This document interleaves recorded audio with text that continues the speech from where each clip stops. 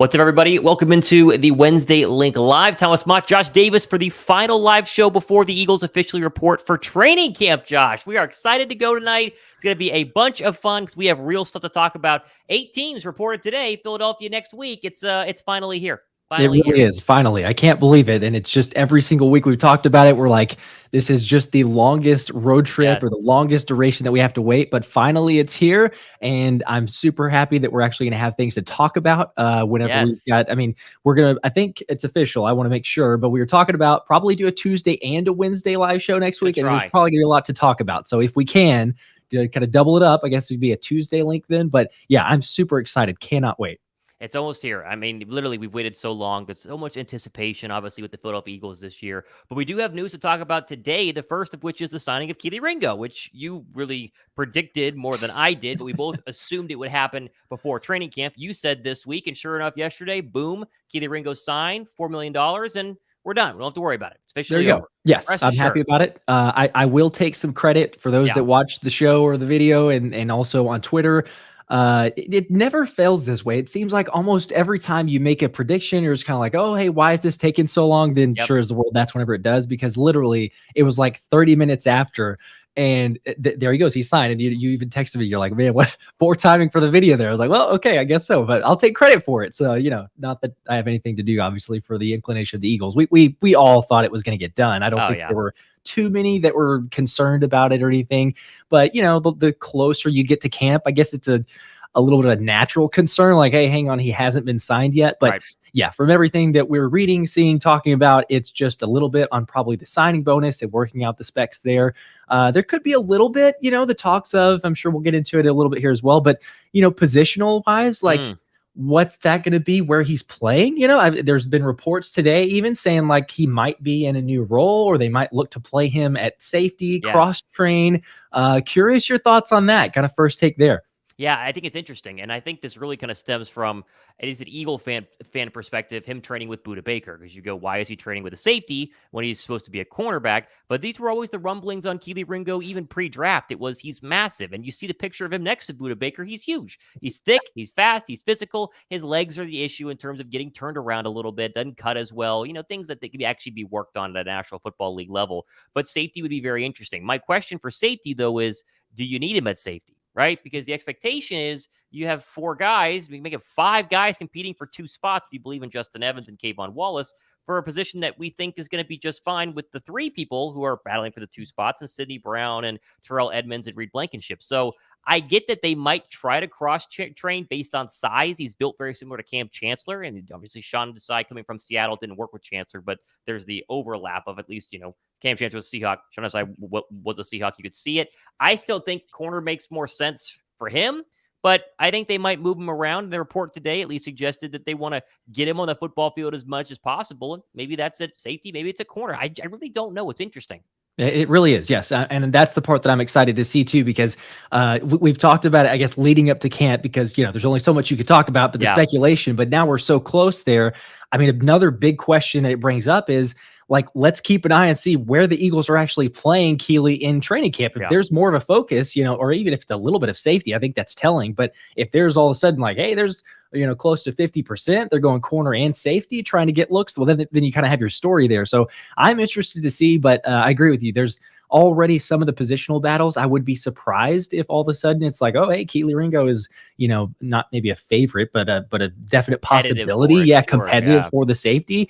That'd be surprising, but I don't know. I mean, it will be crazy to see, but Desai loves his athletes. He loves his playmakers, and Kelee Ringo is one of those. So I'm going to be interested to see where he goes. Ringo was a luxury this year. With what Philadelphia was able to do, re-signing cornerbacks and then getting defensive linemen in the early rounds of the NFL draft, then getting Tyler Steen, then getting Sidney Brown. He was a complete luxury pick. He's a complete project, and Philadelphia has no rush to get him right.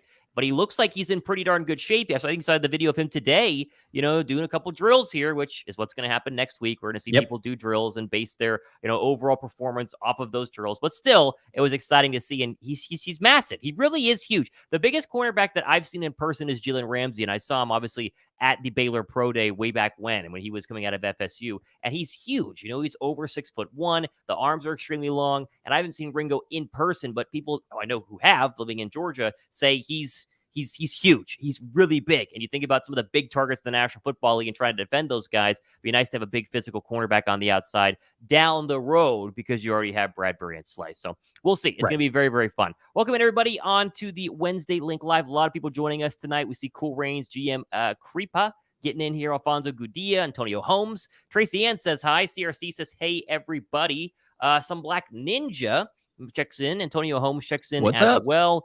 CRC says Lane Johnson a 98 overall. Yes, we have all of the Madden ratings minus Jalen Hurts, which I guess will come out tomorrow, is my guess, because they gave us running backs today. They gave us linemen today. They've already given us cornerbacks. I did a video on the ones that they did put out today, but still, Madden is what it is. I mentioned on my show today. I don't know if you saw it, Josh. The Madden ratings are a little ridiculous. How do you put A.J. Brown below, DeAndre Hopkins and Terry McLaurin and Amari Cooper? And then Hassan Reddick was 9th overall for pass rushers. So it's dumb. But I do think if you want to just give the Madden people the benefit of the doubt, if they put the actual legit ratings for the entire Eagle franchise and you played with them in online mode, you wouldn't lose unless you're playing the Chiefs, right? I mean, they would be so much more overpowered than other teams. Maybe it was just kind of a play balancing thing. I don't know. Yeah, it'd make it a little bit more even playing field, but yeah, I don't know that there's really a much better team to play with. It's interesting because yes, there were some slights to several players, like you're mentioning,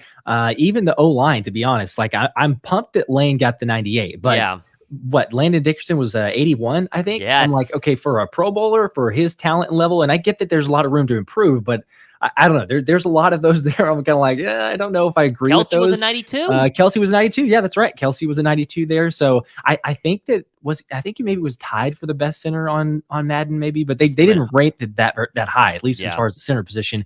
But yeah, going back to Lane, at least they got that one right, because whenever they put Nick Bosa at 98 overall, I tweeted out, I'm like, well, okay, let's just wait and see, because sure as the world, Lane Johnson won't be a 98. I'm thinking they're going to make him, like a 94. Right. And then say, well, let's see, how does that make sense? Because he held the guy to 0 sacks, 0 QB hits on one leg, basically. So at least they did. They made him a 98. He's tied with Trent Williams for the best tackle. I like that, but they're always going to have some of these wrong, and at least they do the updates. Like for those of us that play or every once in a while we'll get on, it's like at least there's weekly updates throughout the season. But as far as starting out the game, there's a lot of room for improvement. There's some favorites, and they go with some of the big names and the popularity contest, which is kind of like the Pro Bowl, to be honest. But I don't know. At least they got Lane right. Do you still play Madden? I haven't played since Madden 22 was last. I didn't get 23. I haven't gotten 24. Yeah, so I don't play it regularly. I'll say that. Usually, if go to the brothers or friend's house and just play every once in a while. But yeah, it's probably been, I think, since 21 that I actually owned it and played it. But I hear from people speculating, or I guess on Twitter too. But it seems to be a copy paste method recently. It felt that way even back when, but I guess now it's maybe even worse. So I don't know. I trailed off. You can only run into so many new additions to a football game, but they still only come into copies. So what are you going to do? That's true. Speaking of which, we want to mention that it is, of course, still going on. Our Eagles ticket giveaway. If you're just joining, first time watching the live show, any super chat you do, that dollar amount correlates to the same amount of entries, which Josh writes down on his fancy Excel spreadsheet. And of course, we will be doing a random drawing when we get into preseason, where the winner will get 2 tickets to any Eagles regular season game of their choice. So go ahead and jump in on that. We have hundreds and hundreds of entries, and it's going to be a bunch of fun to see who gets to pick who wins and what game they pick, which game they want to go to. It's going to be a lot of fun. I'm looking forward to it. Yes. And, $1 is 1 entry, $100 is 100 entries. And you have, whatever the odds are, maybe less likely, but we've had it passed for those that didn't take part in the jersey entry. It doesn't always mean if you have the most entries, you win. So good luck to those. And maybe we'll go to a game with you. We still haven't officially 100% determined those games yet, but Dallas is like 99%. Like being the game in Dallas, it's pretty likely. And I don't know about the other one. Once we get into preseason, I think we're going to have it kind of nailed down there. Final thing on the Maddens, Cool Rain says Hurts should be in the 90s. Yeah, if Jalen Hurts is not a 90 in Madden, it's going to be really telling. I mean, 89 would be very disrespectful. I mean, you got to base it off of last year. It'd be crazy if that was the case. So I don't know. What are you going to do? Okay, questions coming in. Be sure to ask your questions right now. A lot of people getting theirs in. I miss Caitlin. Apparently Mrs. Caitlin says Avonte Maddox keeps getting hurt. Ringo might be the answer. Am I the only one who doesn't see Ringo as a slot cornerback?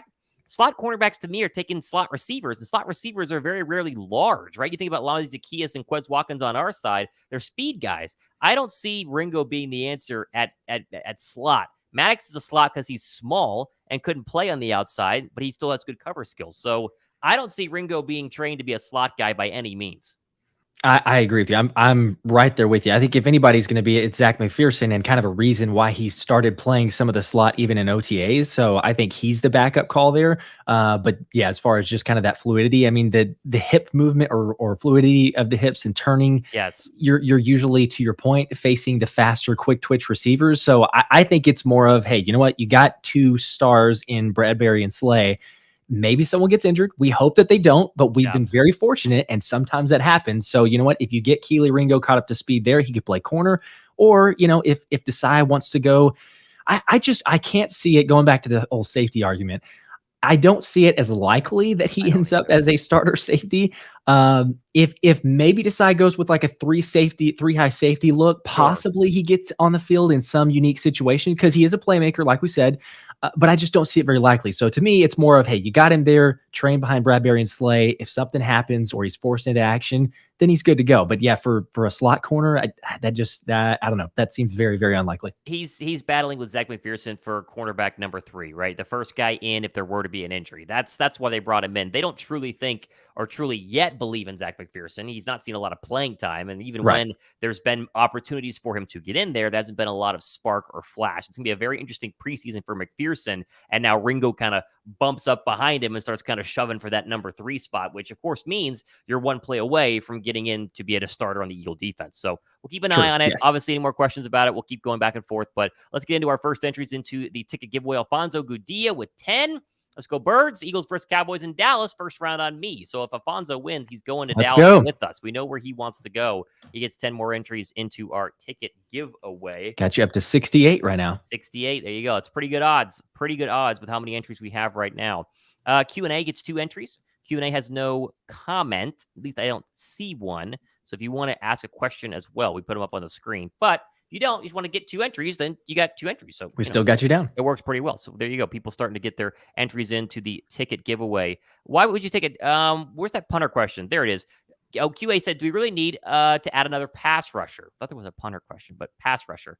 I don't think that we do. Now, Josh Sweat, 84 in Madden, by the way. That was his rating. There you go. That was the other one, yeah. Gearing up for hopefully a big season. We forget about Derek Barnett. People like to put him as a cut candidate, but he's not a cut candidate. He's going to make the roster. I think defensive line is going to be just fine as is. Will they be historically great as they were this past season? Probably not, but will they be over 55? 60 is kind of that magic number to be top 5 in sacks, 65 for sure. I think they definitely can, 100%. So I don't think they need another pass rusher. Yannick Ngakoue gets thrown up on Eagle content creator thumbnails like twice a day for the past 2 months.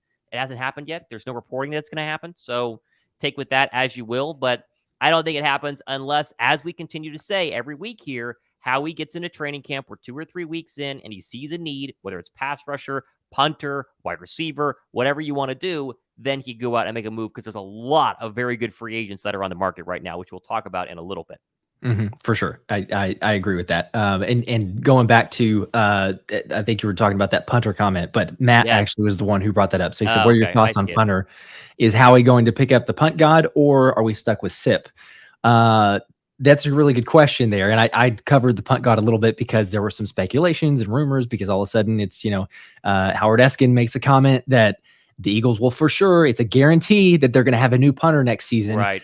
Now, he didn't back it up with any statement saying that he has any sort of reporting on that. It's just total speculation. But I think most of us are hoping that it is a new punter because you got a little bit more, potential from someone. Right. If it was the punt god on paper, just as far as skills, I think it's great. It would be fantastic. But we've kind of talked about it on a couple of shows. There's a lot of question marks with him, right? I mean, like he's still facing the civil case or the civil suit. Now, I know that the first initial one he was cleared from and that it doesn't appear like anything's going to happen on that, but it's not over. Like this is going to play into the fall and he worked out with the Jets. They didn't sign him. So even if he, I would assume that he was performing really well because all the videos and everything you see, he's got a cannon of a leg. So it's probably the same case for a lot of teams. Like, yeah, he's good, but are we willing to sign him and then take all the media flack for it? I don't think that you are. I don't think it's likely, but I do hope that you get some other punter in there, but I don't know. We'll see. Yeah, the problem is there aren't very many other punters. Talk about free agents that are available. You're a free agent right now. You're a free agent for a reason. And so I would tend to agree. I would like them to make a move, but I think Siposs is 75% going to be the guy. And I don't know. We'll see. It's just a matter of who punts further and better during training camp. It's a day-by-day battle, right? It's just see who punts better. That's it. Maybe Zentner does well. Maybe he does. Maybe he's better than OTAs, or at least the reports of OTAs. We only got a glimpse of 2 days. So maybe he did better than the 2 days that we saw. We'll see. Q&A got 10 more entries. Didn't give a comment on this one either, but he gets 12 total now for the ticket giveaway. So make sure Q&A. I think it's his first time and second time officially entering. So welcome to the ticket giveaway. You have a chance, and that's the best that you can do at this point. I saw this one. Toxic Chetty said, could there be a chance that Howie calls New York, Las Vegas for Saquon and Jacobs? Let's just quickly mention running backs for a second here. A lot of people on Twitter think that you should give a running back $15 million a year just because they're really good. That was the running back sentiment all over Twitter today, saying it's so unfair that running backs are, so devalued in the National Football League. Welcome to a simple thing called supply and demand. There's a oversupply of good running backs. Look at Philadelphia. They figured they could pay $6 million, or one in Miles Sanders, $6 million. And they decided to pay $6 million instead of one. And they think 4 is better than 1, being rotational, working through injuries regardless. So the Eagles are the perfect example why they don't want to give Saquon Barkley money. Now, you can make the argument $2 extra million was the rumored, in between that Saquon and the Giants had. But the Giants are going to sit there and go, hey, we can't afford it. We can't afford it at all. And Saquon will probably hold out. Josh Jacobs will probably do the same. And while I think teams might make calls, Philadelphia will not be one of them, because we just said why. The Eagles have 4 running backs for $6 million a year. Why would they trade for a 5th and pay him? Because you got to re-sign him. As soon as you trade and then sign him, or he sits out for you too, you're going to sign him and trade him, or trade and sign him for $12, $14 million a year? Impossible. 0% chance. 0% chance. Totally. It's ridiculous. Yes. And yeah, I feel for the running backs, not going to lie. And I've seen lots of players go on Twitter and say, it's something like, this is the first time that I've ever considered telling my kid, or telling my, a friend's kid, or just a kid playing football, like, to not pursue a running back position, or don't play running back, which, it's crazy, because before you can kind of play pass football in Pop Warner, it's run the ball. Like, the most talented, most athletic kid is the running back. And so, it's a difficult stance to take, and the league is kind of speaking to that. But to your point, I mean, the play calling and the way teams have been built are, have a running back by committee. You're going to have lots of different weapons. You can get guys that we've seen for the most part. I know that there's those transcendent talents and everything else, but for the most part, it only makes sense to get a running back on a rookie deal and have them for that first duration. And then if maybe you can franchise tag them for 1 year, and then that's it. Like, you got to move on, because it doesn't make sense to pay it that second year or that second contract, because the numbers say it, the stats prove it. And I think, heck, we brought it up a couple different times, but the teams that have won the Super Bowl or made the Super Bowl these last several years, it's like on running backs who have very, very little deals on their contracts. So it just kind of speaks for itself. But it's sad, because, I mean, all credit to Saquon. He is obviously a game changer. Sure. It's not the way you build a team in the NFL right now. The way the salary cap is structured, it doesn't make sense. It really doesn't. Let's go to some breaking news. When's the last time we broke news on a live show? Philadelphia has made a signing. Hey. Look at this. I did not. 5 minutes ago. Veteran offensive lineman Dennis Kelee is signing with the Eagles, per source. Kelee has 54 career starts, including 15 in his first stint with Philadelphia from 2012 to 2015. I thought I recognized this name, and sure enough, this is the Dennis Kelee from Philadelphia back in 2012 when I was in high school. Wow. And this is a guard move, too. So let's break down the newest move from the Philadelphia Eagles here a couple of days before training camp. Now, this is interesting, Josh. This tells me they want a little more depth in that guard spot. Now, that doesn't mean that Jurgens is bad. It doesn't mean that Tyler Steen is not good. But it does mean Howie Roseman saw a hole or a need and said, hey, let's go get a guy in Dennis Kelee. They make the move just a couple of days before the Eagles report to the NovaCare complex. Very, very interesting move here. That is very, and obviously just breaking now, so we're kind of figuring out and trying to learn as well. But that name was familiar. I was gonna say, isn't he a tackle, or no? Is he a guard? Because I thought he was a guard. I'm trying to look it up here. While. I thought he was maybe a tackle, but I could be wrong, because I'm literally trying to go back and check here. Okay, it says he's 6'8". He's got it. Yeah, he's Got to tackle. be a tackle. Okay. Yeah, yeah. So he is a tackle. I thought he played guard for us, but I must be wrong on that one. Okay. So, but either way, I mean, yeah, some depth there, which I think is what we were hoping or wondering about. Granted, we were probably thinking more so the guard route with Fluker, DJ Fluker being rumored for a while, or possibly, Right. should they bring him for a workout? But it's interesting here because we've talked about depth, and obviously injuries can affect that. So, I mean, I like it. You get a guy signed in who's been in Philly before, used to it, a tackle who's, I mean, played fairly well. He's been in the league for a while. So, if you have to have him in a press situation where hopefully not, but Right. Lane gets injured, or I don't know. I'm gonna have to double check again, because do you know if he's left tackle or right tackle or both? Because I was gonna say he might have flexibility in both sides, but either way, for injury purposes, you can't have enough on the trenches. That we'll just say that. Let's go ahead and figure out some news here. He plays left tackle. And let me see. Obviously, previously played with the Indianapolis Colts.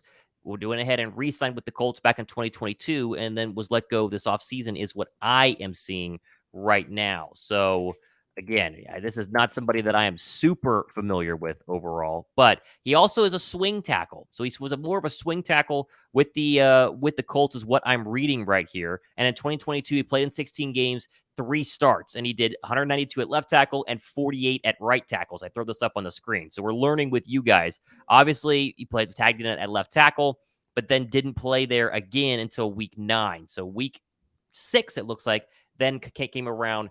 Depth is obviously the signing here. So I was initially wrong about him being a guard. Looks like he will not be able to even move to guard. If that was the whole idea, was wanting to move him to guard, doesn't make a lot of sense for that to go ahead and happen. But this is a move for Philadelphia that will be a depth move. He will be competing for a roster spot. Doesn't guarantee the fact that the Eagles are going to, keep him in there, and he's going to for sure be the guy, and he's going to be the backup to Jordan Mailata or Lane Johnson. But Philadelphia goes out and gets some security for this offensive line, which obviously is something that you always want to do, Josh, just in case the worst were to happen and you have a scenario where you need the backups to come in and not let Jalen Hurts get absolutely obliterated. I'm all for it. I love it. I'm looking up on PFF right now, but it looks like last season he played 240 total snaps and 0 sacks allowed. So it looks like, average-ish grades, not great, but again, for someone who's a backup there, didn't allow sacks, is comfortable playing in left tackle and right tackle positions. You got a guy who can play both. That's always a really good thing. I love it. Plus, you put anybody with stout, that they're automatically going to be better. So I love it. I mean, I think it's a great move right before camp, because if you see, Howie and the rest of the team are looking at saying, okay, hey, is there another spot that we can solidify? Let's add some depth, maybe some competition too as we go into this thing. And obviously you win in the trenches there. So they say, yeah, let's make a move. Let's bring this guy in. Let's see what he does in camp, and, see if he makes the roster there or who that ends up being. So I'm definitely in favor of it. Makes a ton of sense. It makes a ton of sense for Philadelphia. They will maybe not be done. Now, do you remember this was a Jacob Media had a tweet? Talk about that for a second. A couple days ago, where they said one more move is coming. We thought it was Ringo. It turns out it's this. That is interesting. I wonder, because people were saying at first, like, is it speculation? Is it a legit report? So now, it seems like it is. They're saying, I feel like there's one move. Now, it sounded initially like it was saying like it's a big move. I don't know that I would classify this as a big move, no, I wouldn't but either. it's still, it's an acquisition nonetheless. So right before camp there, I like it.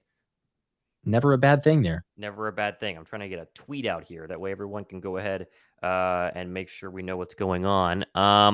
And while you're doing that, everybody make sure to go and hit the like button if you don't mind, real quick. Just let's boost those numbers up. Go ahead and throw the likes up. That would be much appreciated here. We got a couple of entries. Let's make sure I get these entries, because a lot of stuff was flying around here. Let's go to Alex Santana.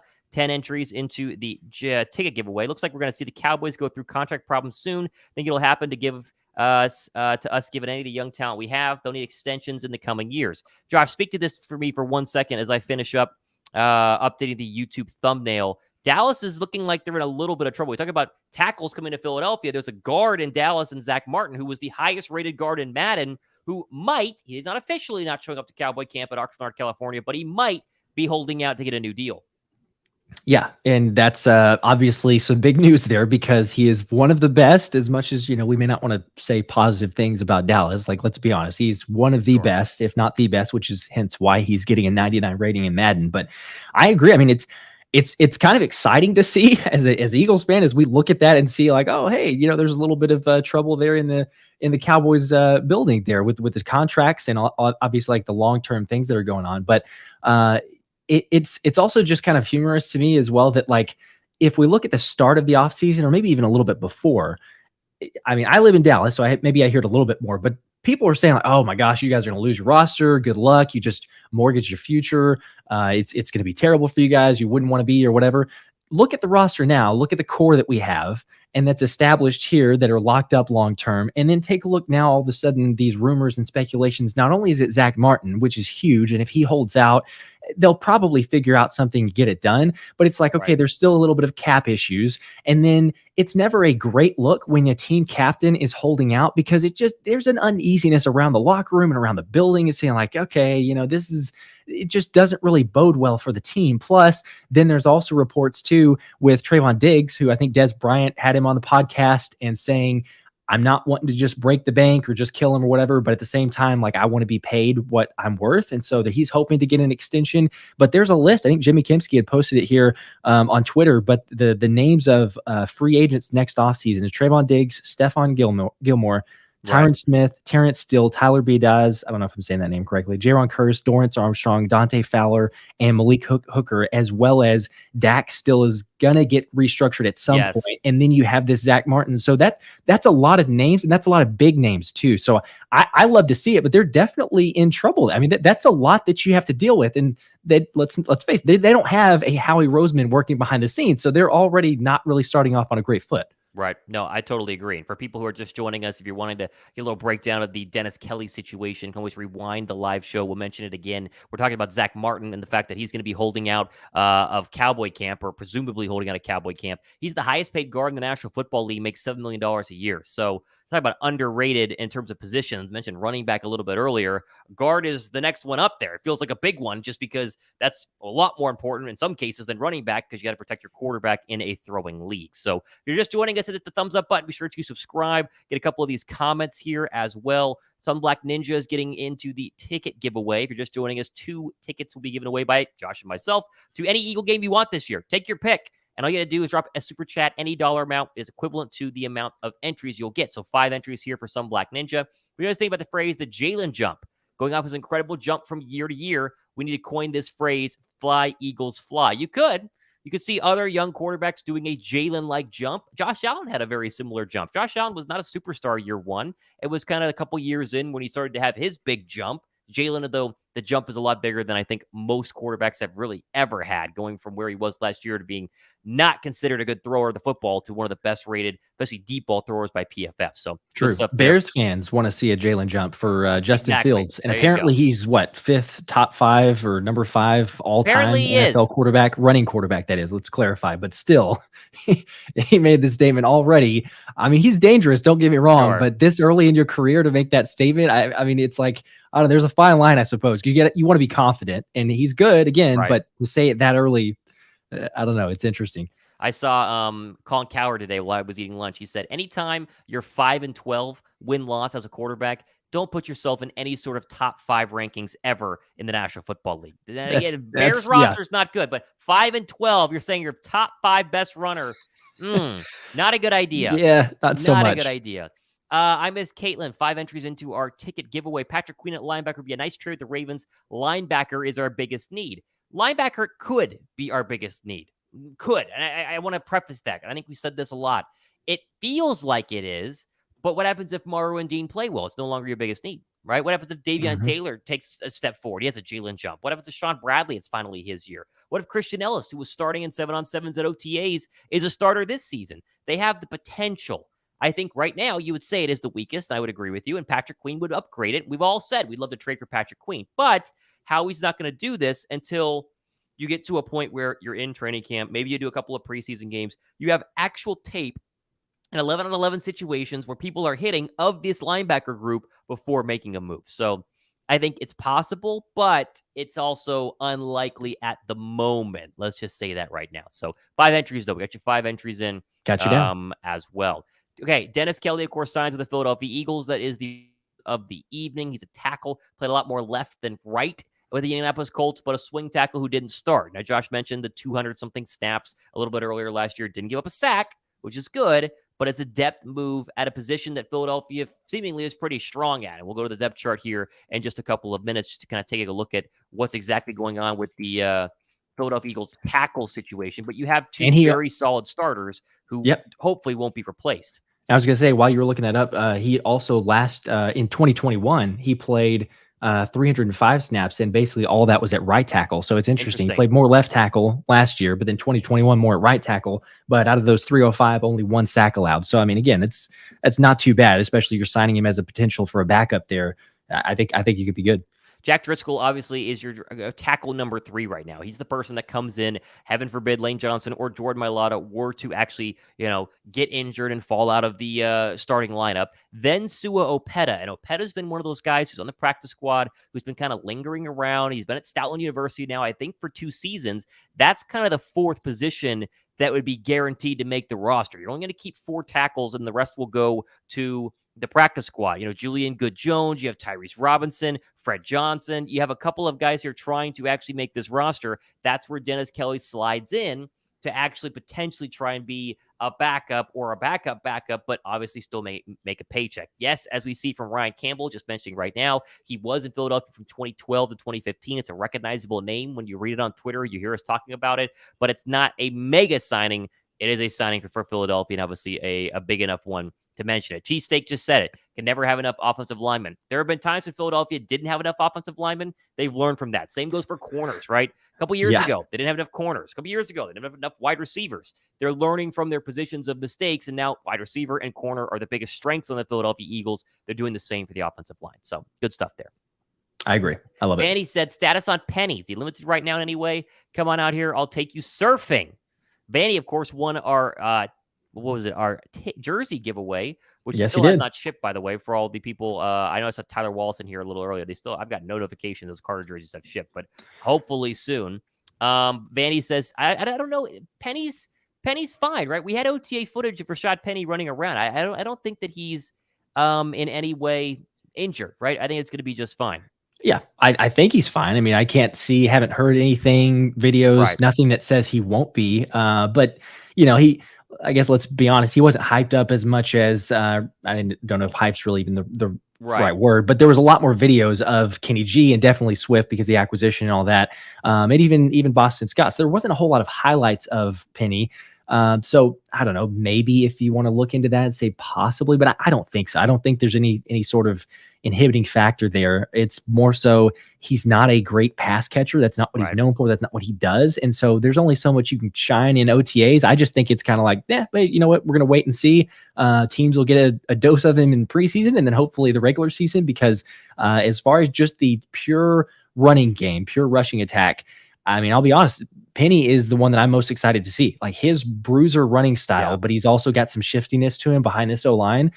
I think it could be incredible. But again, it's like if he stays healthy, but I can't wait to see it. Yeah, I totally agree. If he's healthy, the problem is he hasn't been healthy, and that's kind of the reason why Philadelphia got him for very, very cheap this offseason.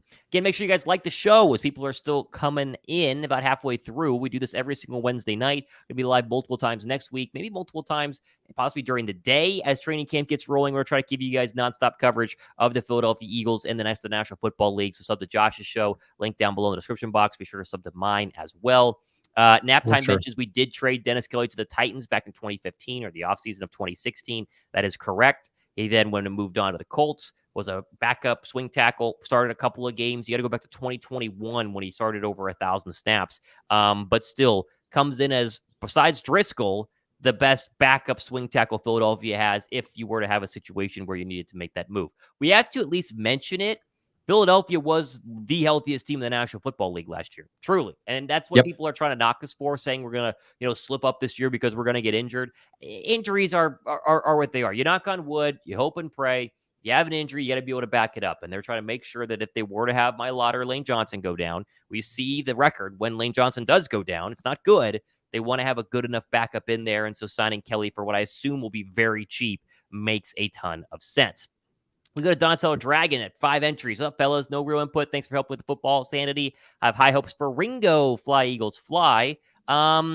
We have high hopes for Ringo too. And it's interesting to report today from the Philly Talk podcast mentioning that he thinks that Ringo might move positions and he might get on the football field earlier than we think. Now, I would argue that I don't see him moving positions. I think cornerback makes the most sense, but it is worth at least talking about. I'm sure we'll talk about it tomorrow on the show. It could be very, very interesting for Philadelphia. One person who was mentioned, and it's one of the classic, fake news headline grabs saying the Eagles are signing Denzel Mims, which of course they aren't. And then the show actually talks about how Denzel Mims is a free agent, and so they potentially could. Denzel Mims is being released by the New York Jets. You and I are very familiar with him because we both went to Baylor. He was one of the better Baylor receivers over the past 10 years. He was the number one guy. He was great. And the second-round draft pick to the Jets and never really did anything. However, Zach Wilson was his quarterback. So you could make the argument he still has it in him and would make some sense for Philadelphia. Problem is they signed Olamide Zaccheaus this offseason. Quez Watkins is in his revenge year, as we always talk about. I don't see a position for Denzel Mims, although as both of us being Baylor graduates, we'd like to see him in Eagle Green, I assume. Maybe not. It's a fair question and possibly assumption, but I don't know. Like, no, he was great at Baylor. Don't get me wrong. I think we obviously know that he was incredible there. There's a couple reasons that I don't really think I'd want to see him there. So, I mean, first off, I think probably a lot either remember or there's starting to be, immediately people pull up reports of these players and what they've said, but he didn't have the nicest things to say about Philly. First off, I forgot if about you go that. back and look at his, I'm not going to say exactly verbatim, but he didn't really care for the city. He was scared. He said there's some scary people in Philly in his visit. That's not the best way to start off, on the right foot there. But yeah, there was apparently some interest in the draft. Thankfully, even though at the time, there were some of you that trusted it, but me, to be honest, was not really in favor of the Jalen Hurts pick. I thought it was a little bit odd. Thankfully, they took him, took Jalen instead of apparently Denzel Mims was a possibility at 53. But I don't know, man. Like it's a good point because Zach Wilson, quarterback, that changes everything. Quarterbacks can make wide receivers careers and vice versa. But I think more so if you have a good quarterback throwing to you, that really helps, obviously. So I don't know. There's something to be said there, but he had some unfortunate injuries, so maybe that cost him. But there's something about the physicality and competitiveness to me in the NFL, and you saw maybe glimpses of it in college, but there wasn't as much of that because the way that Baylor runs the offense and the separation that the receivers get and everything else, there's not as many of those contested balls. But you have a quarterback that's subpar. And you got to start making some catches. You got to be competitive and physical, especially with those jump balls. And I don't know. I feel like I don't like what I've seen so far from him. Okay. So I would say steer clear. I agree with you on the Quez Watkins and Olamide Zaccheaus. Yeah. I don't even think that there's a need there as much. But even if you were possibly considering, I think I would say no. Okay, there you go. All right. I mean, I'm always interested in wide receiver depth, especially guys who have potential, but at the same time, you're not wrong. I mean, we've seen Baylor receivers come out and not be good. Tyquan Thornton, talking about someone who was great at Baylor, who had a decent rookie year. Talking about expectations. Year two, he's the best receiver. I mean, on paper, almost that the Patriots have after not signing DeAndre Hopkins. So I don't know. Yeah. We'll see. Those Baylor receivers are alma mater. Does not have a good history. Corey Coleman, and they usually have great athleticism. I mean, don't get me wrong. Denzel Mims tested off the charts, and Corey Coleman and Josh Gordon, Josh Gordon was one who actually, it was long time ago, been incredible, and then he got some issues that got him out of the league. But yeah, it's like there's a lot of athleticism there, but there's just I don't know if it's the route tree. It seems to be better now, but back when Bryles was there, the talk was, well, there's not a route tree. So, I mean, that hurts when you're going to the league. So I don't know what it is, but for me, just seeing as much as I've had from Denzel, I hope he does well. I hope he ends up having a decent NFL career. I think I'm out on him for Philly. Let's move over here to training camp storylines we expect going into Tuesday, right? Of course, Philadelphia starts on the 25th, a couple of days away. They'll report on Tuesday, which means you're going to get a lot of pictures and a lot of videos of people walking in with their suitcases and their teddy bears and their, pillows and stuff like that, the big suitcases and such.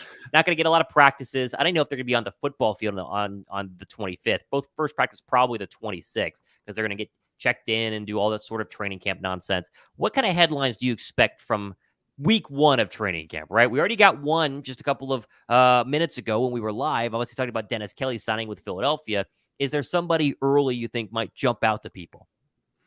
Yeah, that's a good question. I don't know. There's the easy ones, and I think that the whole talk very early on after the draft was Jalen Carter is going to shock people at Yeah, camp. Like Ruben Frank, that's been something he's held to for multiple times. And I mean, okay, cool, but I don't think that's going out on a limb either, right? Like, I mean, this is Jalen Carter, who's very much hyped up, and I think we expect big things from him as we should, and every right. scout and everybody's just about saying that from him. So he looks ready for camp. He seems to be in great shape from the limited pics and video clips that we could see. I think that he'll be great. I don't know though. It's we've talked about it a little bit. I feel like it's going to be a little hard in the first week to figure out, okay, is this legit here or is this just trying to hype someone up? And I could see that Quez Watkins very early is, oh my gosh, Nick Sirianni's praising him again, and the team is as well, because I feel like that's a little bit of their ploy to let's give him as much confidence as we can, because you relate to players differently and they respond to different types of either criticism or praise. So Yeah. I could possibly see that one. Another part that I'm thinking we might end up seeing some more from is linebacker position. So I'm interested to see if Christian Ellis, I think if he continues to shine from the very limited sample size we have OTAs, but if he shines more in actual training camp here, that could be a possibility. But again, it comes back to, okay, what's the media narrative being pushed and what's the actual team? Because Christian Ellis made a couple plays in OTAs, and what did we see? Like every news outlet is, oh my gosh, Christian Ellis is the guy at linebacker. So again, it'd be kind of hard to see. But if those are probably a couple of names, I guess, that I would expect maybe we see something from. But what about you? You have any other names or just kind of guys to keep an eye out for? Yeah, I mean, I think you hit on a lot of them. I'm very curious to see who starts in the first 7-on-7s or 11-on-11s at right guard. I think it will be Jurgens, and the question is going to be how long will he maintain that position? Because if Steen is going to be this superstar right guard that everyone's expecting him to be, he won't start day one because he's a rookie, and it's disrespectful to not put Jurgens there after being here for a year. But how long will it take before you see that first report coming out of the Novacare complex saying, hey, Tyler Steen starting at right guard today? I'm very curious at that one. I have not given up hope for Cam Jurgens. May the best man win, obviously, but I do think Jurgens having a extra year in the league might help at least early on, especially when he has two veterans next to him who want to make sure you're not messing up. And Steen's going to mess up a lot as a rookie, especially moving over to right guard.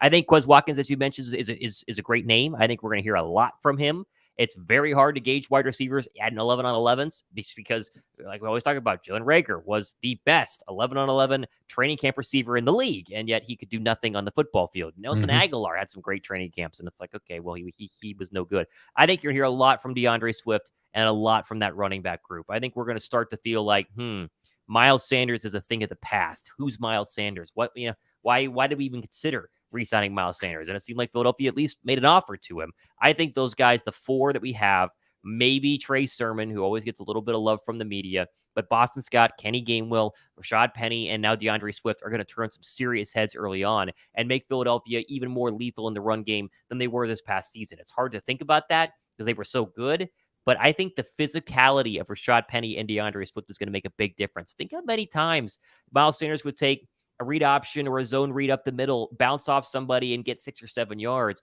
You put Swift back there, you put a healthy Penny back there, that's an 8 or a 9 yard gain. I mean, that could be even bigger because Penny's got some good speed once he gets in the open field. I'm very excited to see what the headlines are of them early on, and very excited to see if they are as we hope, because there are a lot of people who will be as advertised. Devontae Smith, Dallas Goedert, Lane Johnson. I think Jalen Carter will be as advertised. But there are also some who we are hoping are going to be the highest version of our expectations of them, being Penny and Swift. And I think you're going to hear a lot from that, hopefully, early on, first week of training camp. But to put a bow on it, you said it earlier, and we've said it all year long. The first week is nothing, right? They won't put pads on this first week. They will, most of the starting lineup this first week will be veteran-based. So you'll see Quez in over Olamide Zaccheaus. You'll see Jurgens in over Steen. You'll see Edmonds in as a starter and Blankenship at the other safety. Like anyone who is a veteran or has been a veteran of this football team will start. It'll take a couple of weeks of competition before you start to see those changes. So don't buy into everything you read coming out week one. I agree. Yes, it's gonna take a while, but then it'll be interesting to see as the rookies start to get more playing time, a little bit more actual, Yeah. I guess, competitiveness with the other position groups. But then seeing who actually rises to the top, so it'll be interesting there. I know Nakobe Dean is being mentioned a little bit in the comments as Yes. well. I Yes. think I that see that too. I think he's going to have a great year, but to be honest, it wouldn't surprise me if it's a little bit of a quiet camp. Like he didn't hardly anyone said anything about him in OTAs, which maybe was a little bit surprising. But I mean, he's a tackling machine. Yeah. But let's be honest, in camp, you're not really racking up the tackles. It's not like someone's like, "Oh my gosh, he had 20 tackles in this practice session." You know, we're Right. not getting a lot of that. So it won't be really until a little bit of the preseason, but probably the regular season where we start to say, "Oh my gosh, okay, he has taken that next step." Obviously, he's the signal caller wearing the green dot, but I don't know. To me, I feel like it won't be surprising if we don't hear a lot of things, but I would say don't be concerned either. Like if we don't hear Right. a whole lot of hype from Nakobe Dean at training camp, that doesn't mean that he's, I don't know, like performing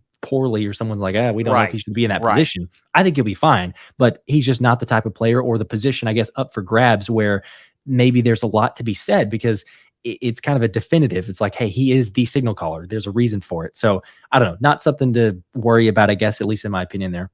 Well, you make a great point. Remember, most of the reports that come out of training camp, 95% of the reports coming from training camp are from members of the media who are in their little corner, who are watching with binoculars 2 fields over. Sometimes they get to see guys in front of them. It's far away. And so you will see reports. Oh, Jalen Hurts threw a pick. Oh, Jalen Hurts threw a dime. Oh, Christian Ellis picks off Jalen Hurts. We don't know if they were putting him in a situation where Christian Ellis was supposed to pick off Jalen Hurts or Hurts was supposed to force the football. So again, we're going to try our best with these two channels, obviously my show and Josh's, to give you guys facts, not just regurgitate the same BS that you can read on the web or you can see on Twitter or see on different other platforms. But remember, take it all with a grain of salt. You need to see consistent reports of the same thing happening if you're actually going to start believing what you're seeing. So I'm trying to think of a good example. Last year, I know during training camp early on, Hurts had a couple of bad days back to back, and it was like multi-pick red zone situation, panic, panic, panic. And then in the end, he balled out this year. So what you need to take away from camp is health and take away the reports of people looking better, right? Those are the takeaways. When someone struggles at training camp, that's when you got to go, okay, is he actually struggling or is he struggling in this scenario that's where the odds are stacked against him, right? That's the Right. part. Yep. And that's the part too. Is you kind of stack it up against what we're hearing, take it maybe a little bit with a grain of salt, Sure. as it's like, oh, here's a report about something, but Sure. then see, okay, is that person on first team reps or second team reps? Right. And then the true litmus test as you move to the preseason is like, oh, okay, hang on, this person's starting now. So obviously the coaching staff has high hopes for this person here. Yes. But yeah, until we get there, it's still a lot of speculation. I don't think it'll be a whole lot in the first week, like you mentioned, but it'll be interesting to see. Another question I was curious though, obviously, there's a lot of undrafted free agents in the hopes of them, possibly making the team, making an impact there. We've had some Sure. bigger names that have played really well. I mean, you could think of like a TJ Edwards as an undrafted free agent. And he ends up being phenomenal. So is there anybody that you could think of as far as the UDFAs that we have, anyone that just, I don't know, kind of sticks out to you as a possibility or to keep an eye on? Maybe not necessarily as like a massive impact, but just, someone who maybe just make the roster for that sense. Yeah, I'll give you a couple of names here. I just pull up some of the rookie free agents that they signed when the draft was in April. There's more than this, obviously. Eli Ricks from Alabama is fascinating to me, right? He is a thinner version of Kelee Ringo. They're both very long, right? Super long arms. Ricks, though, to me, might have been a little bit better cover corner in college at times. And that's, again, talking about the hips of Kelee Ringo and the movement and being able to go back and forth. It's an argument that's up there. Ricks is a guy who I think if he doesn't make the Eagles roster will be a practice squad guy. And if he's not protected on the practice squad, someone else will sign him. I think he has the NFL body and the NFL talent and played against those really good receivers, obviously playing in the SEC at Alabama. I'm very interested in what Eli Ricks looks like. The problem is Ricks has to go through the McPhersons of the world, the Kelee Ringos of the world, and people who we have high draft stock on, right? Ringo a fourth, McPherson a third. You got to get past these guys to where teams don't want to start undrafted free agents over third-round draft picks. The J.J. Arcega-Whiteside started forever because he was a second-round draft pick, and you can't, make that decision until you know for sure. So it's going to be very interesting, but I love the idea of Ricks. You can also throw in that's, a couple of receivers, and Ngata and Hasselwood are the two guys who, who knows, right? I watched some Travis Fulgham tape today, And you look back on Travis Fulgham, built perfectly. He had the Jeremy Lin-esque month in the National Football League where he balled out against a couple of teams. He did really good in training camp, though. Is there a Travis Fulgham in the undrafted free agent list this year who might be able to make a run? Because as secure as we think Quez Watkins and Olamide Zaccheaus' position groups are, they're not being paid enough money to where if you had a situation where Hasselwater and Gata balled out, they will get time. The hard part for receiver in training camp, though, is you're being thrown the football from Ian Book and not Jalen Hurts on most 11-on-11 situations. So you have to make the most out of the types of throws that are coming your way. So we'll see. What about you? Do you have a name from either this list or someone else that I'm missing here? Yeah, I mean, I agree. Definitely good points that you made there. Obviously, I think CRC is saying Legatron. Yes, I mean, if he could hopefully, for the punter, we mentioned that earlier talking about it. That would be nice. That would be exciting to see the potential there. But also, I think Ben Van Sumeren, I saw that comment too. Yes, Scoob-Doo was mentioned that there. But I've talked about it on a couple different shows. I mean, the athleticism is through the roof. Like, this guy is just absolutely insane. I think he was like first or second in almost every measurable for linebackers. So there's a lot of potential there. But the knock is he's kind of raw. I mean, he hasn't played the linebacker position much, and he hasn't had productivity except for last season. Like, that was his only season that you could point to and say, hey, he was actually producing fairly well, so or pretty good. So I think that he's got all the tools. He's got a lot of the intangibles that you see. It's just he needs to develop those a little bit more. And so I think that possibly if he makes some noise, maybe getting on as far as like a special teams contribution, because I think a lot of us realize this or know this. It's nice to have athletes on special teams. So if he's actually able to make an impact there, maybe he makes the roster. At a minimum, I think it's a practice squad, but I think he could. And then it's like, all right, you know what? Hey, he can learn. Give him a year or two to kind of pick up or get a little bit more game ready as far as that sense. But once he picks up the awareness, I mean, you can't really knock him too much on the physical tools, like the physicality, the athleticism. It's completely there. So that's probably the name I'd go with. That's a good one. Cool Rain says Van Sumeren could be the next TJ Edwards. You got to remember, right? You make a practice squad in the National Football League. You're making $110,000. Is it how much is it? It's a lot, right? It's $110,000 a month. What is a practice? No. Practice squad salary NFL. It's something crazy. It's $11,000 a week or $207,000 for the entire season. So you are still making a very good living, right? You're living like middle America. You're not living like, someone playing in the XFL making $20,000 a year. You're not making millions, but still, you make a practice squad, you get to learn, you get to grow, you have zero expectations. And Eli Ricks could make a lot of sense. And Gata, Hasselwood, you mentioned Summerlin. These are players to keep an eye on who might play good enough to make other rosters, but might not be able to make our roster because of depth at certain positions. So very curious about the undrafted free agent group. That's the most fun part of watching the third and fourth quarter in preseason games, because we recognize names like this and we want to see them perform well. So we will see. Christopher Scott says, any update on the Kelee Greens? We had two different reports on the Kelee Green jerseys. One today mentioned on my show that they would be released this week before the start of training camp. And another later on, not on my show today, saying it would be August 1st, which... I saw that. Okay, very different. August 1st is 2 weeks from now. Yep. Are they really going to wait 2 weeks? The Seattle Seahawks released their new jerseys today. Which were so great. Awesome. So amazing. And the way they did it with Smith and Jiba, someone saying like it's funny because they're releasing them from like the 90s or whatever. And this guy's wasn't even around almost, whenever they were there. So I think it's kind of a little tongue in cheek, but it was an incredible way that they actually announced those. But yeah, I saw that. I've seen the conflicting reports.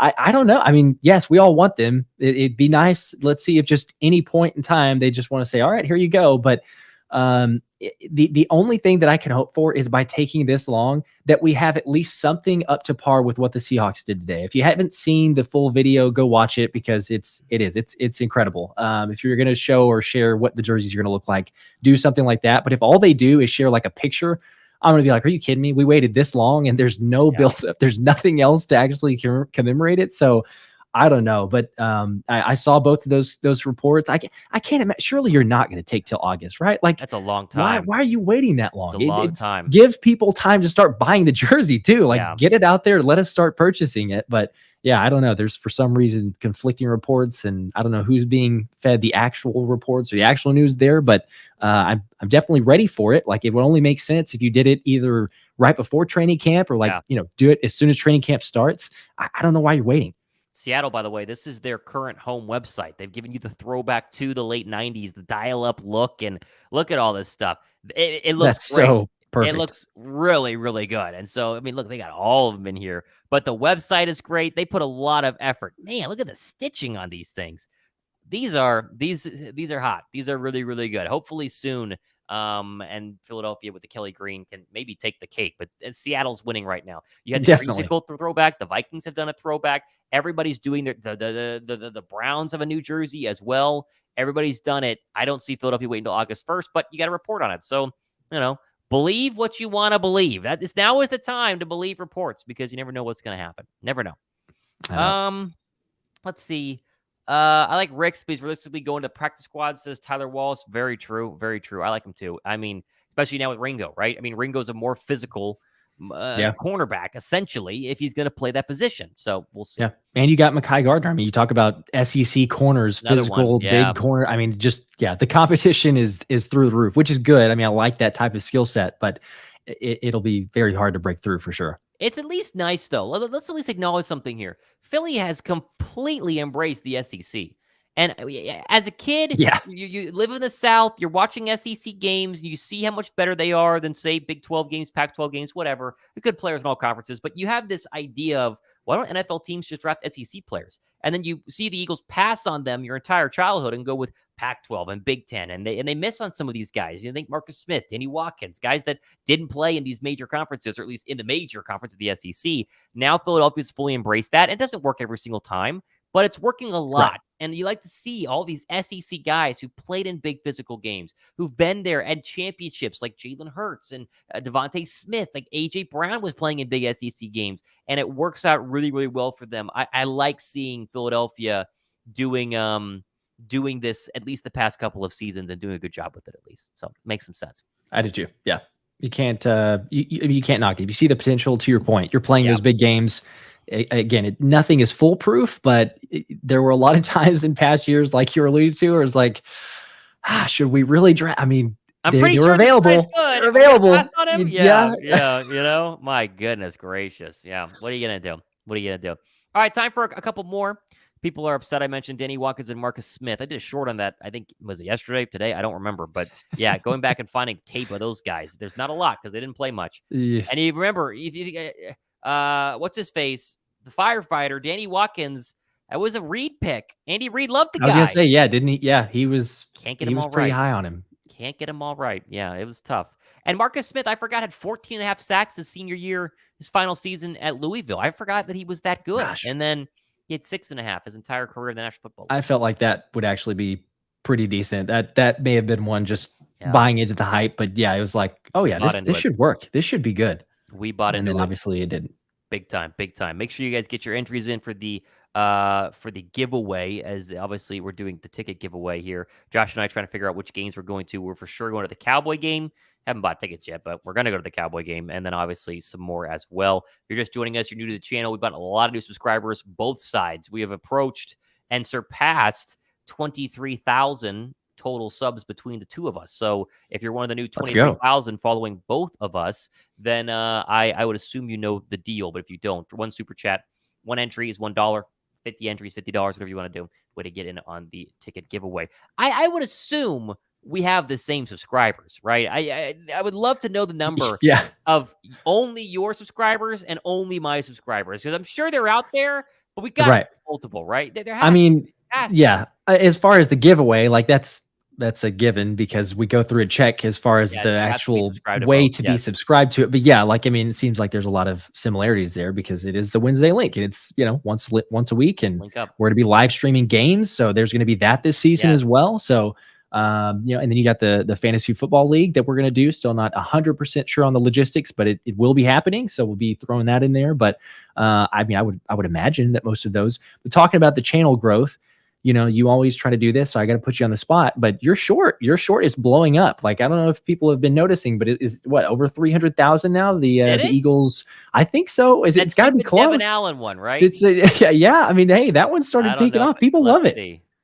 It's at it hit 300,000. There you go. All right. But at the same time, you give me love. Your Tom Brady. Well, you used Brady as the thumbnail, which was genius. That Actually, hit YouTube did. Thank you 300,000 to too. YouTube because Did that's YouTube pick always. that one too? Yeah, I can't do it. I get screwed most of the time because I wish that YouTube at some point, maybe people don't know this, but YouTube decides your thumbnail on your shorts. You don't get to pick unless I think if you have an Android, but I don't. So you just go with whatever they give you there. And thankfully on that one they picked Tom Brady. I guess Tom Brady was on there. 300,000. Big stuff happening, obviously, here on both channels. Big stuff happening for myself next week, changing some things up. Hopefully, you guys are excited Hey, for that. It's yes. going to be a bunch of fun. And Have you everyone, of officially course. kind of broken the news No, I officially to haven't what's mentioned it. going I on? Or are mean, you going to share it or? yeah, I have bought a house. It's official. We close There we go. tomorrow on a house, which is very exciting. My first home.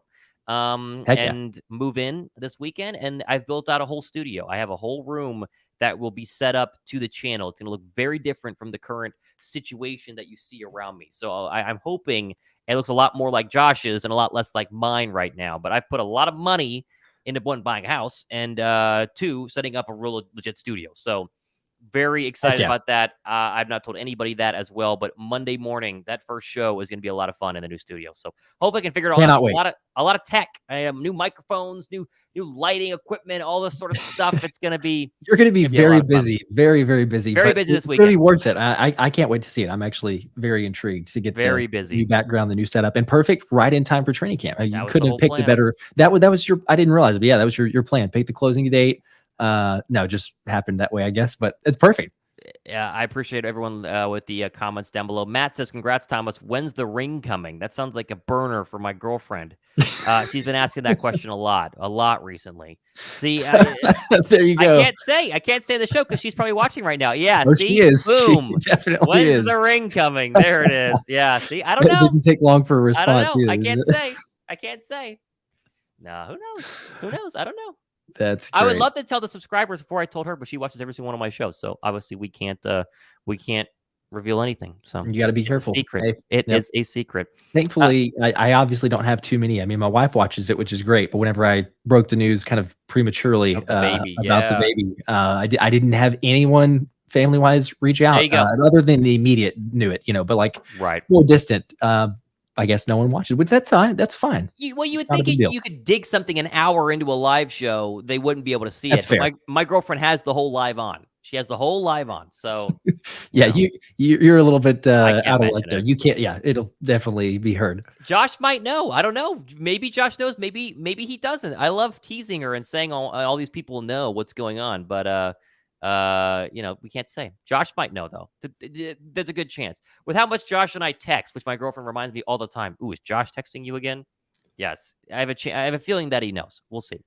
Propose at the game. Be one of those guys. I don't think my girlfriend would like that. She's a massive football fan, but she's not a diehard Eagles fan. She has better ideas, which we'll see if they come true. I don't know. It's gonna be fun. Stay away from any girl named Paige. They make great moms and wives. But they'll stick their hooks into you. My wife is also named Paige. That is no way. Is that legit, man. Matt? Come on. Just man. What you got to double? Is that really legit, Matt? Because if it is, that's that. They make great moms hilarious. And wives sink their hooks into you. LOL. All right. Well, Paige got to change her name, or we got to move. We got to decide something else there. I might have to move on. That's tough. Tough night to be Paige. Let's just say that. Tough night to be Paige. That's really funny. He says not lying. Okay. That's funny. That is hilarious. Cool Rain says you should propose when the Eagles win a Super Bowl or get another Super Bowl ring. With the Eagles Super Bowl ring. Oh, yeah. No. She has a very specific ring that she wants, and it doesn't look like the Eagles one. Let's just say that.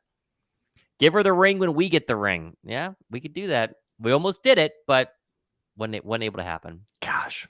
Almost. Not gonna happen. Congratulations to Brother Man. Stay blessed, mighty, and strong. Appreciate that, John. Appreciate everybody on this. It's gonna be a bunch of fun. Okay, couple more questions, and we're gonna go ahead and log off. End the stream after the Page comment. Yeah. Oh, she's texting me now. She said, "Great." Mine changed in one comment. Yeah. See. Tough out there. It's tough out there. Let me tell you. Speaking of the fantasy football, let's change subject here. We mentioned fantasy football. I had an idea. I'll run it off you live. I think what we will do is we'll do like a Survey Monkey, the website where you can like create like a little survey or whatever. We'll do a Survey Monkey, and it'll have like, name, are you willing to pay the entry fee? Because you'll Venmo us for the entry fee. There will be an entry fee into this. And then are you able to draft on this date? We're going to have the date set, the time set. And if you say yes, then you have to then pay and actually join for that time as well. Because our one fear is, it's hard getting, let's say, 5 12-person leagues, which we're going to do, making sure everyone can draft at that time. So when you go to sign up for a league, it'll be first come, first serve. You have to be willing to pay the entry fee, and we'll boot you if you don't. And then you have to agree that you can obviously be available to draft that day and that time. So that's the plan. I never draft fantasy football leagues pre-training camp. I wait for at least the first 2 preseason games to happen because I'm not going to draft Cooper Kupp and watch him blow his knee out, whatever. And normally by the 3rd preseason game, people aren't playing. So that's kind of the timeline here. We'll give you guys a long heads up on when you can do it. And most likely what we will do, we'll launch the fantasy football leagues on the live show. So people who watch the lives consistently will get the first shot at it. And then if we need more spots, we'll launch them during the shows during the week. So I think that's the plan right there. And it makes a lot of sense. I like it. I'm in favor. I think that makes a lot of sense there. Yeah. And then we can have, what did we say? We said how many leagues were you doing? I think we could get 5 with 12. It's a big number, but I think we can do it. I think we can totally do it. Josh and I will be in every single one, active in every single one, and it'll be we'll split the winning up somehow. We'll figure it all out. It'll be fun. Yeah. Or we could, and we can talk about this further, but sure, you could do it like four leagues, and we could only be like in one of them. But you do kind of like a winners bracket. So the winners of all 4, you end the season a little bit early and then you extend it. You have like week 15, 16 or something like that as like a single elimination for the winners of those leagues. That's not a bad idea. Cool. Okay. Yeah. We're going to talk about it. We'll figure it out. Luis says, I gave my husband a deadline. Yikes. Paige gave me a deadline. It was months ago. So she's still with me. So we'll see. Yeah. There's no deadline when I hold all the power. Works out. And it's just, I'm sure there are some people that the girl says, you got to do it by this date, and they say, yes, ma'am, and they get it done. But no. I mean, I'm assuming it did. Louise Harris said she gave her husband a deadline, which is, I guess, in the past. So I mean, it worked, which is great. I am running the show, though. I provide my own deadlines. Only I will propose when it is time. So it'll happen. Just follow me on Twitter. She said lies. There she is again. Yeah. Follow me on Twitter. Speaking of which, so close to 4,000 followers on Twitter. Josh's Twitter is growing a lot too. If you don't follow us on Twitter, training camp's a great time to do it. At Real Thomas Mott and at how is yours spelled out? Is it Philly special? It's the PHI special. Yep. There you go. The PHI Someone already special. took the Philly. Great time to follow us with training camp starting off as well.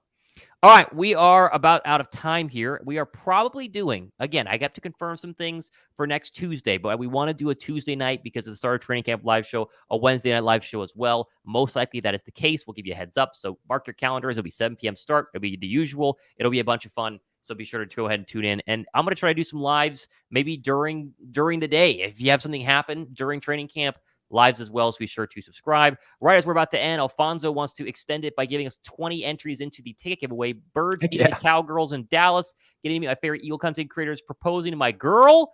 This year is going to be one for the books. Alfonso's going to propose to his girl. There you go. At least someone's getting proposed to. Somebody's getting it. There you go. It's not my girlfriend, but Alfonso's girlfriend is. That's good stuff. Let's do it. Good stuff. That would be awesome. All right. Well, you got 20 entries. Alfonso's trying to win these tickets. 88 entries. We're trying. It's totally random, and like we did with the jersey giveaway, we spun it live on air using one of those spinner websites. So with the sound effects and confetti and everything. Don't cherry pick at all. It's gonna be, if it gets you, it gets you. If not, bummer. Feel bad. I honestly, but we're trying. So Alfonso, appreciate the entries. 20 more. You got up to 88 into the ticket giveaway, which is awesome. All right, guys, we are out of time. Hopefully you guys have a great rest of your evening, and we will talk to you guys in our shows over the next couple of days. See ya. We'll see ya.